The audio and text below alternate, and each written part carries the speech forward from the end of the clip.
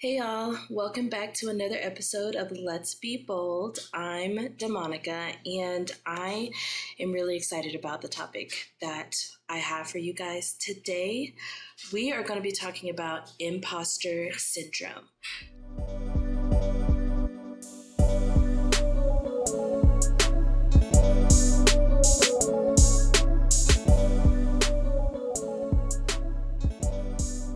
So before we get deeper into it, I just want to spend a little bit of time defining what exactly I mean by imposter syndrome. So definition is the belief that the success that you have is not because of your attributes and education and experience, and instead more of luck. So there are actually different types of imposter syndrome. This is something that I learned recently, so I'm sharing it with you guys. And there are 5 different definitions of what this could look like in people's lives. So the first definition is the superhero. So if you are someone who experiences imposter syndrome in this way, what I mean by superhero is doing more and more things because you feel so inadequate in your skills and at the level at which you are performing. And because of those inadequacies, you feel like you have to do more and take on more to prove yourself. Another way that this can look like is the expert. It is the person who is not satisfied with where they are and what they have learned, and so they put themselves in a position to learn more and more so that they feel like they can have the perception of being a legitimate person at their skill set. The next one is perfectionism. The perfectionist who might experience imposter syndrome is never fully satisfied with their body of work and often focuses on what isn't going well and what their quote-unquote weaknesses are instead of identifying and focusing on their strengths.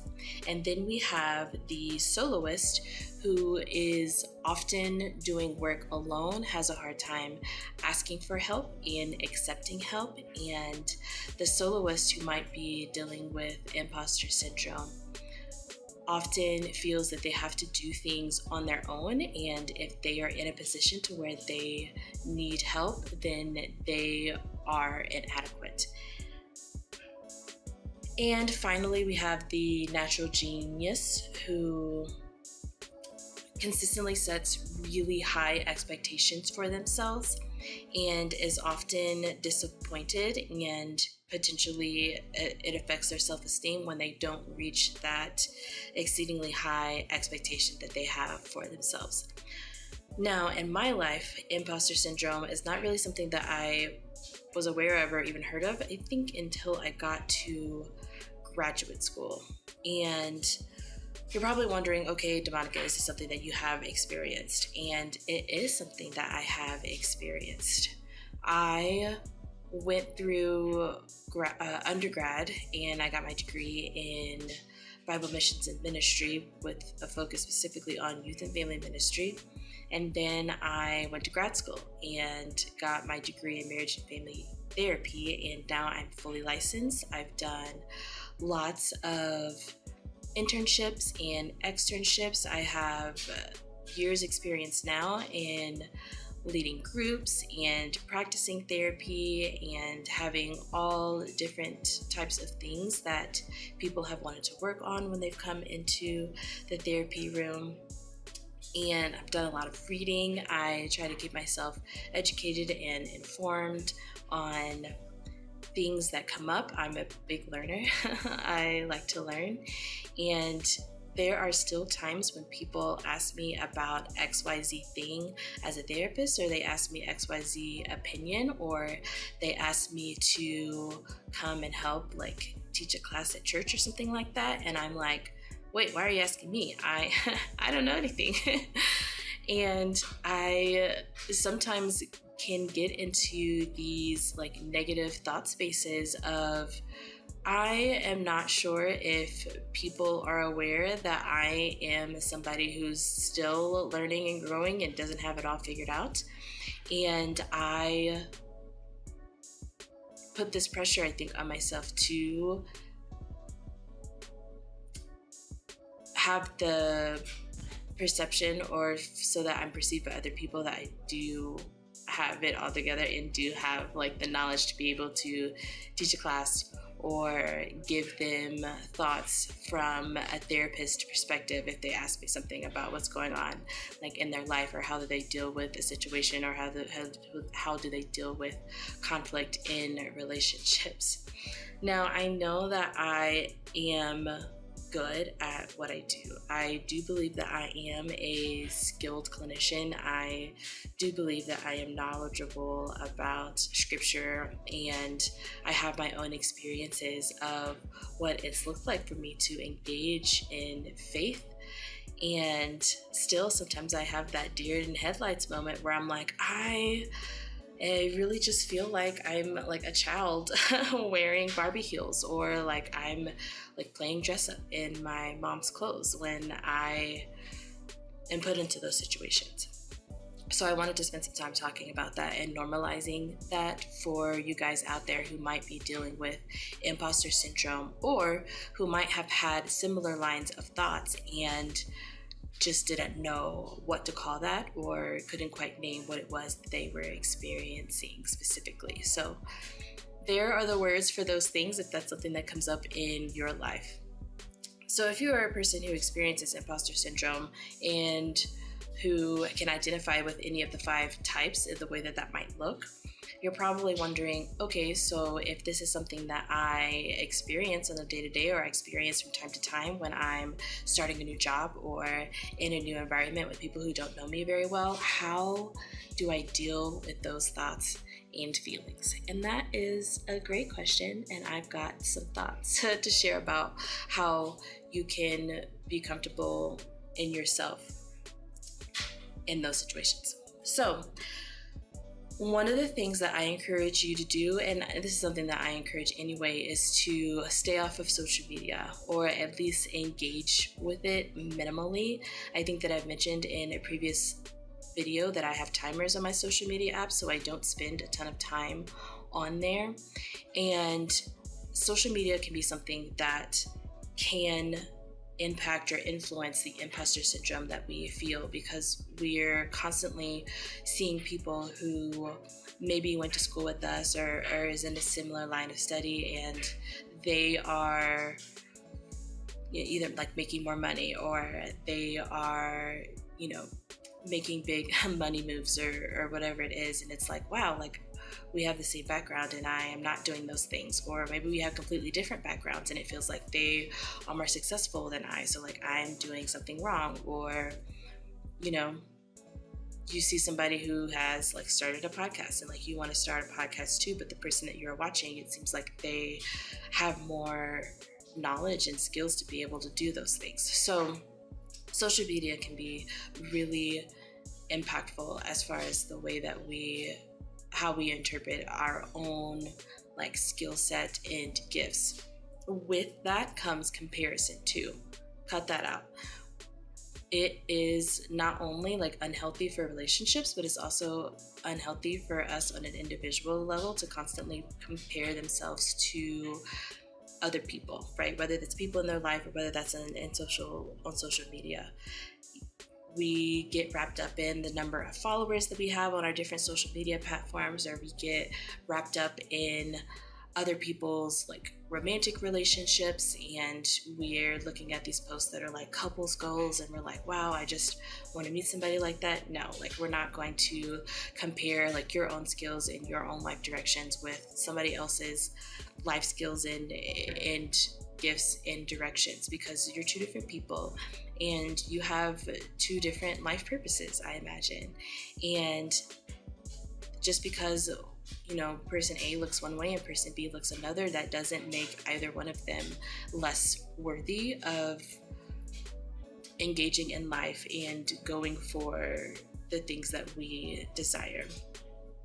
And then finally, I would encourage you guys to lean into those feelings. If you are having a moment where it's like, wow, I'm going to be found out that I'm actually not as skilled in this role or whatever it is, or like I'm not as skilled a baker. And I know that it can be scary to lean into those feelings, right? We want to cover them up and like hype ourselves up, which is great, and give ourselves self-affirmations. And we want to hear encouragement from our friends that like, oh, we got this. And those are all true and helpful things. However, if we don't lean into those feelings, then we're not going to be able to uncover and identify those like core wounds or those core situations that we've been in the past that are triggered when we're in these imposter syndrome situations. Core wounds and our past experiences can impact our core beliefs, and our core beliefs are the way that we think about ourselves. So if we're constantly trying to cover up our feelings of being an imposter, or we're constantly putting ourselves in positions to where we can tune out that kind of panic that comes up when we're like, oh my gosh, like they called on me in class and I wasn't ready, then we won't uncover what our core beliefs are about themselves. And even into adulthood, I have conversations every day where people are learning and growing and discovering what they believe about themselves, whether that's positive or negative. And so I would encourage you to spend some time looking at, okay, what are my core beliefs about myself and about my role and about what it means to engage in life. And once we find that out, if we don't like it, you can always change those beliefs and practice different things. And then we can take ownership of the gifts that we have in the education and training and skill set that we use as we engage in the things that we love in our day-to-day life. So my challenge for you guys this week is to make a list of your accomplishments. Now, I sometimes struggle with this simply because I am not the best about talking about myself, or, I maybe have this lens of, oh, like I'm supposed to be like humble and not point people's attention to my like accomplishments and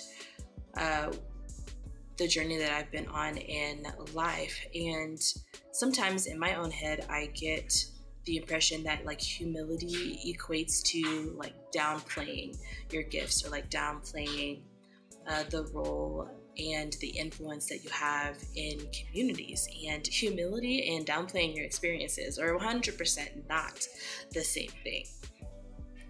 So just to do this exercise with you guys really quick, some of the things that I feel like I have been able to accomplish, like one, moving to Colorado and becoming financially like independent as my own individual.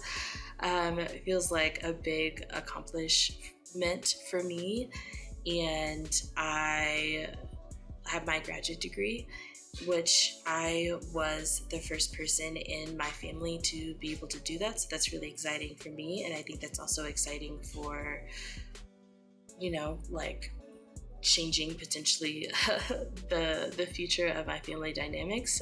So for example, my dad he got his first master's last year, and he's going to get a second one this year, and that's really cool to see. And it's also like, I did this first. And so not in a sense of like my dad's following after my footsteps, but like, just like doing something different. And so anyway, I feel like that is an accomplishment. I have now summited 10 14ers, which are, for those of you who might not be aware, those are mountains that stand over 14,000 feet in elevation. And so I've been able to summit the top of 10 of those.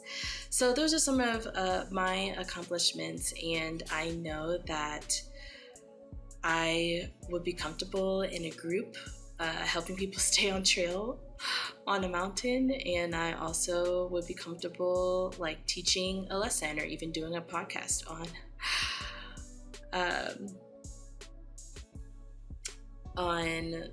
imposter syndrome.